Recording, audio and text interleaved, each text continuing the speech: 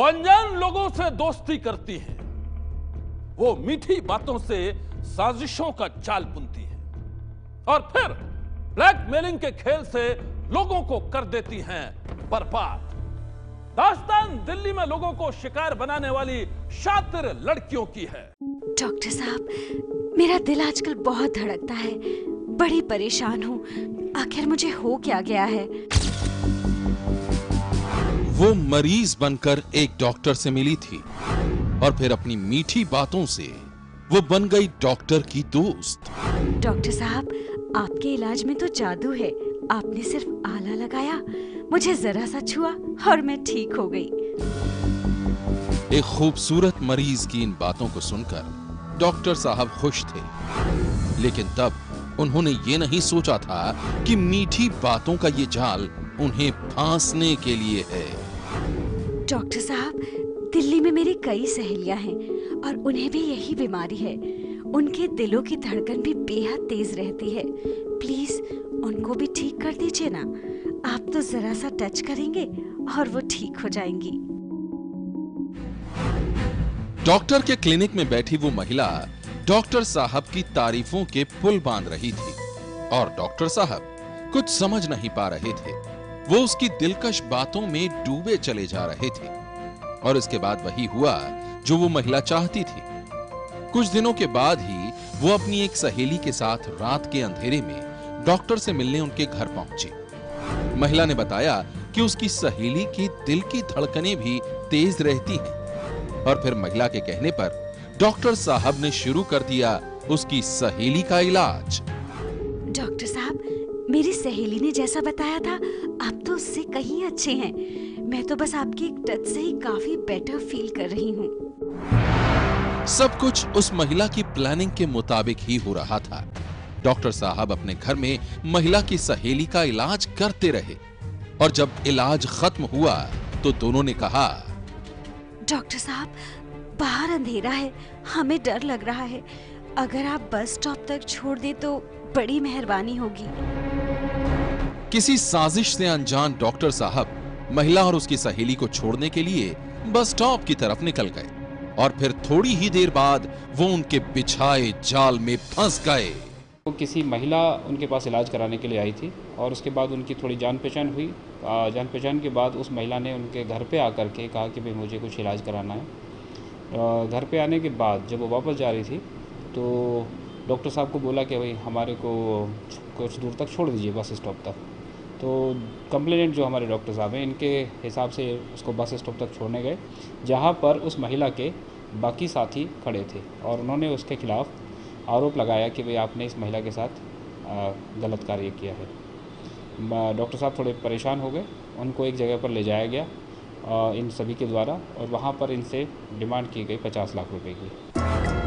Police के मुताबिक कुलदीप कौर नाम की उस महिला ने मीठी मीठी बातें करके डॉक्टर को बड़ी ही चालाकी से अपनी साजिशों के जाल में फंसाया था और फिर बलात्कार के आरोप में फंसा देने की धमकी देकर उसके साथियों ने डॉक्टर साहब से 19 लाख रुपए झटक लिए। साजिश के शिकार बने डॉक्टर को अपनी बदनामी का डर था और इसलिए उन्होंने किसी से भी इस बात का जिक्र नहीं किया।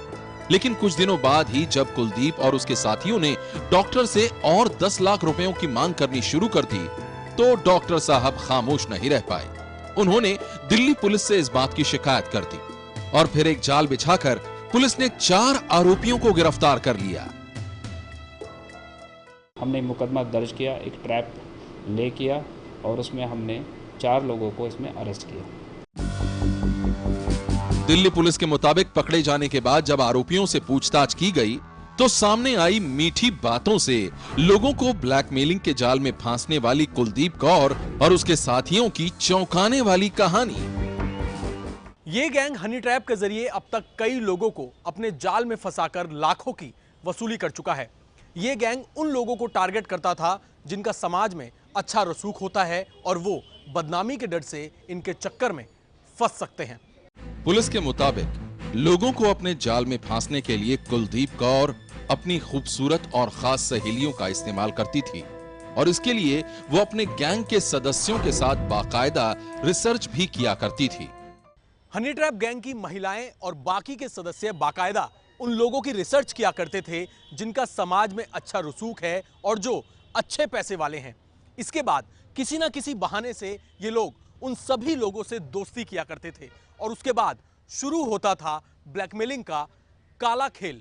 पुलिस की माने तो ब्लैकमेलिंग के इस खेल में कुलदीप कौर समेत उसके 4 साथी पकड़े गए हैं, लेकिन अभी भी साजिश का जाल बिछाने वाली उसकी कुछ सहेलियां और साथी आजाद घूम रहे हैं और अब उन्हें भी पकड़ने की कोशिश की जा रही है।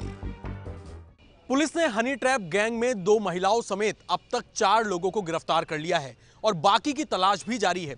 पुलिस को उम्मीद है इस गिरफ्तारी के बाद ऐसे केस भी खुलेंगे जो बदनामी के डर से अब तक रिपोर्ट ही नहीं हो पाए।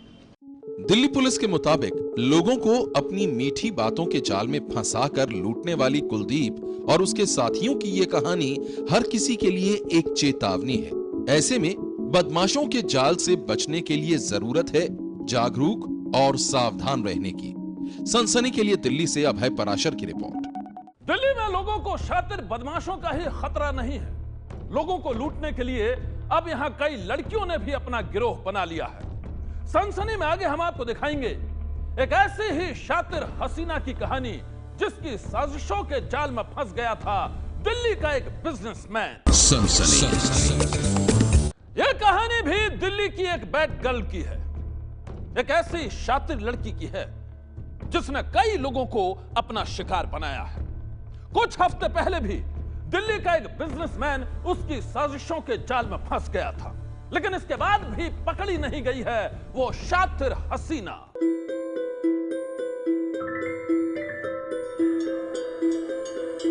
वो जितनी खूबसूरत है उतनी ही दिलकश है उसकी अदा।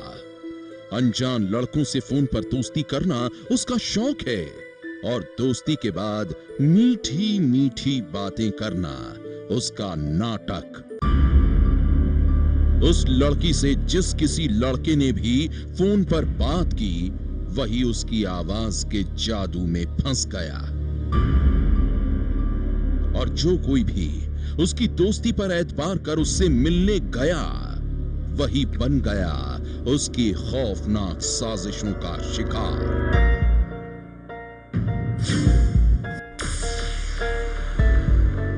दिल्ली के रहने वाले जफर ने भी उस लड़की की दोस्ती पर एतबार किया था। ये भी उसकी मीठी मीठी बातों के जाल में फंसकर उससे मिलने के लिए गया था, लेकिन एक बंद कमरे में छोटी सी मुलाकात के बाद जफर के साथ जो हुआ उसकी कहानी बेहद ही डरावनी है।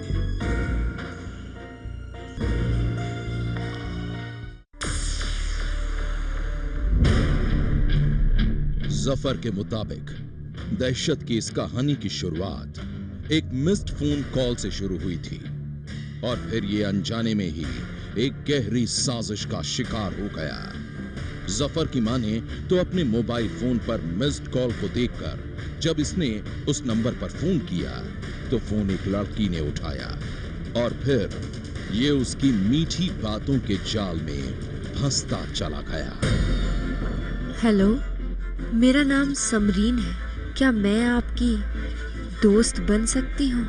एक अजनबी लड़की की मीठी बातों में उलझा जफर कुछ भी समझ नहीं पा रहा था और फिर अनायास ही उसने भी लड़की को अपना नाम बता दिया। 2 अजनबी अब दोस्त बन चुके थे और फिर वक्त के साथ ही धीरे धीरे वो दोस्ती भी गहराने लगी।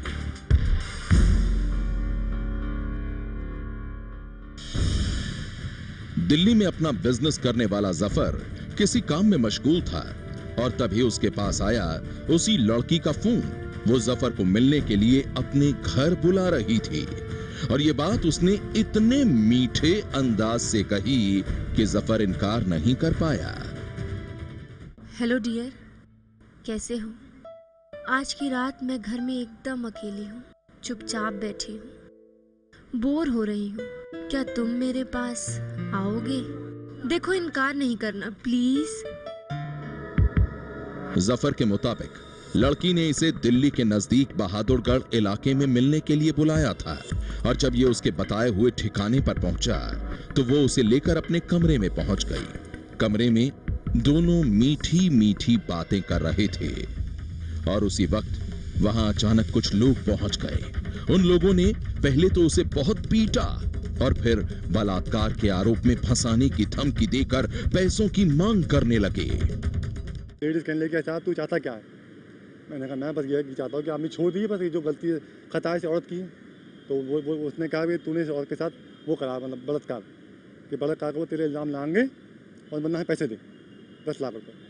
तो क्या वो फिर वो औरत आदमी चला ऊपर छत पे चला गया और फिर वो डंडा लेके आया, शराब पिया हुआ था, बहुत ज़्यादा काफ़ी लंबा चौड़ा था। और फिर मुझे डंडे से मारने लगा मुझे कि पैसा मंगा तेरी छेतर लगा देंगे, तेरी वो करेंगे, मतलब काफ़ी मुझे डरा दिया था कि मैं सहन गया, समझ लिया, बहुत डरा दिया था, बहुत ज़्यादा। जफर के मुताबिक वो एक खूबसूरत लड़की की मीठी बातों के जाल में फंस चुका था।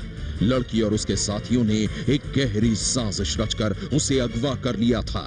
वो बलात्कार के आरोप में फंसाने की धमकी देकर उसे ब्लैकमेल कर रहे थे, उससे रुपयों की मांग कर रहे थे और फिर डर कर जफर ने अपने घर वालों को फोन किया। तो जब मैंने उससे बात करी, हाँ मैंने कहा भाई साहब क्या बात खैरियत? तो बोला भाई एक तुम्हारे भाई ने 76 कर दिए। मैंने 76 कर दिए, मैंने 76 मतलब मैं कुछ समझा नहीं, मैं जानता नहीं इस बारे में। तो बोला तुम्हारे भाई ने रेप कर दिया। बोले वो ऐसा है, हम फैसला करवा रहे हैं इसका, और वो उन्होंने 10 लाख रुपए मांगे हैं। मैंने 10 लाख रुपए? हाँ। फिर बोले फिर 5 गए, फिर 2 गए। बोला भाई तुम 2 में फैसला हुआ है, 2 में फैसला हुआ है, तुम 2 लाख रुपए लेके आ जाओ हमारे यहाँ। जफर के घर वालों के मुताबिक जफर को अगवा करने वाली लड़की और उसके साथी लाखों रुपए की मांग कर रहे थे। वो लोग रुपए न मिलने पर जफर को जान से मारने की धमकी दे रहे थे। जफर की जान खतरे में थी और फिर डरे सहमे घर वालों ने दिल्ली पुलिस को पूरी बात बताई। जफर के अपहरण की सूचना मिलते ही दिल्ली पुलिस की एक टीम फौरन हरकत में आई। पुलिस वालों ने जफर के घर वालों का हौसला बढ़ाया और फिर एक जाल बुनकर पुलिस ने फिरौती वसूलने के लिए आए एक बदमाश को धर दबोचा। किडनैपर के जो है फोन आते रहे कि हाँ हमने उससे कहा हम चल दिए हैं पैसा लेके। कितना पैसा लेके चल दिए? हमने वही 40,000 का इंतजाम हुआ है, हम 40,000 रुपये लेके, हम 2 भाई आ रहे हैं। बोला तुम 2 भाई हो? मैंने कहा हम 2 भाई हैं। बोले ठीक है तुम आ जाओ। मैंने कहा भाई कैसे पहुँचेंगे कैसे नहीं पहुँचेंगे? बोले हम कॉल करते रहेंगे तुम्हें और हम आपको बता देंगे कि कहाँ पर आना कहाँ पर नहीं आना। इन लोगों ने सब तरफ सबको फैला दिया। बोले हमसे बोले कि तुम लोग बिल्कुल मत घबराओ, तुम्हारी जिम्मेदारी हमारी जिम्मेदारी है। हम बिल्कुल इन लोगों के सहारे हम वहाँ पहुँचे, वरना पहुँच भी नहीं पाते। जफर को अगवा करने वाला एक बदमाश जैसे ही पुलिस के हत्थे चढ़ा, पुलिस ने उसकी निशानदेही पर जफर को भी सही सलामत छुड़ा लिया। यही नहीं, पुलिस ने पकड़े गए बदमाश के ठिकाने से उसके एक और साथी को भी गिरफ्तार कर लिया। लेकिन वो हसीना जिसकी मीठी बातों के जाल में फंसकर जफर उसकी साजिशों का शिकार बना था, वो अभी भी पुलिस की गिरफ्त से दूर है। सनसनी के लिए दिल्ली से अभय पराशर की रिपोर्ट। सनसनी में आज बस इतना ही। आप रहिएगा होशियार। सन्नाटे को चीरती सनसनी कल फिर देगी दस्तक आपकी दहलीज पर। सनसनी।